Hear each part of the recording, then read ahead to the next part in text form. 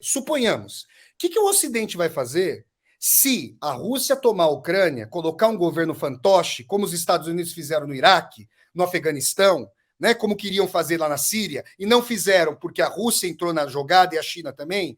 O que os Estados Unidos vão fazer? Eles vão ameaçar uma guerra nuclear? Porque esse é o ponto. Esse é o ponto. Daí o poder de dissuasão. Se a Ucrânia não tivesse devolvido para a Rússia, com a supervisão da Inglaterra e dos Estados Unidos à época, as suas armas nucleares, porque vale frisar que a Ucrânia, ao fim da Guerra Fria, era a terceira potência nuclear.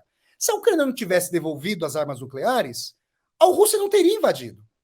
Os Estados Unidos não invadiram a Coreia do Norte, não tensionaram a Coreia do Norte, pelo mesmo motivo.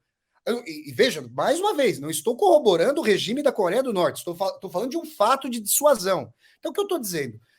O fato consumado, a teoria do fato consumado, ela traz a dimensão de que é o seguinte: nesse momento, veja, nós estamos nos primeiros dias do conflito. Neste momento, as cidades mais importantes da Ucrânia estão em disputa, estão cercadas, e a Ucrânia vem resistindo com armas ocidentais ou o seu próprio arsenal. Agora, o que é importante dizer? Com o avanço, em face de um eventual fato consumado, aí é que está a questão. Diante dessa dimensão, e se a Rússia, aí é que a gente vai ter que acompanhar, se a economia russa não colapsar, e se essa nova União Eurasiana for suficiente, aí nós temos uma reorganização, uma reordenação.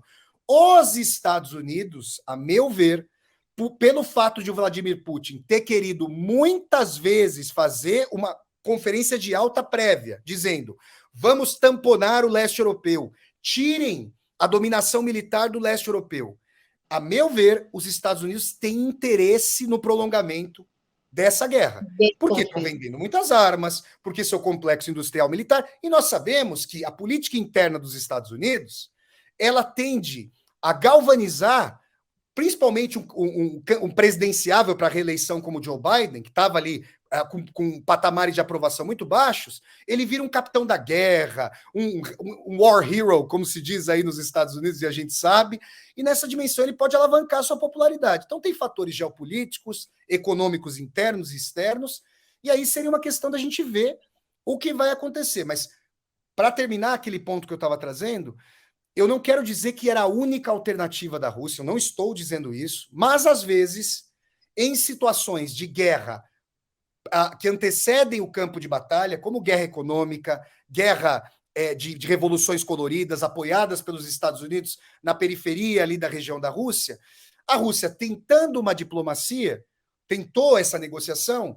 isso foi sendo problemático. Eu quero citar aqui um outro jornalista, porque eu tenho muito respeito, o Vladimir Posner, que é um jornalista formidável, que nasceu na França, é radicado na Rússia, é um liberal no estilo ocidental, mas sabe muito bem criticar, fazer uma crítica ambidestra.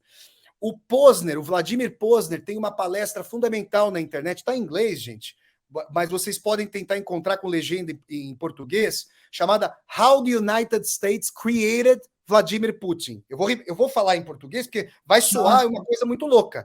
Como os Estados Unidos criaram Vladimir Putin. Vocês estão ouvindo o que o Posner falou? No fim, em 93, 94, vejam só, em 93, 94, com Clinton, a Rússia já tentou entrar na OTAN.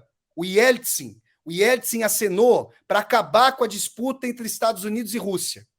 Depois dos ataques às Torres Gêmeas, em Nova York, onde a Heloísa está aqui agora, o primeiro presidente a ligar para o então George Walker Bush, né, foi o Vladimir Putin, já no poder à época, dizendo: a Rússia precisa entrar na OTAN para combater o terrorismo, porque nós temos problemas com jihadistas islâmicos. E vejam, pelo amor de Deus, o Islã é formidável, tem várias tendências, eu estou falando de um grupo do Islã, e não do Islã como um todo, quando eu falo em jihadistas, tá bom, gente? Só para deixar muito claro isso aqui, principalmente na nossa época aqui.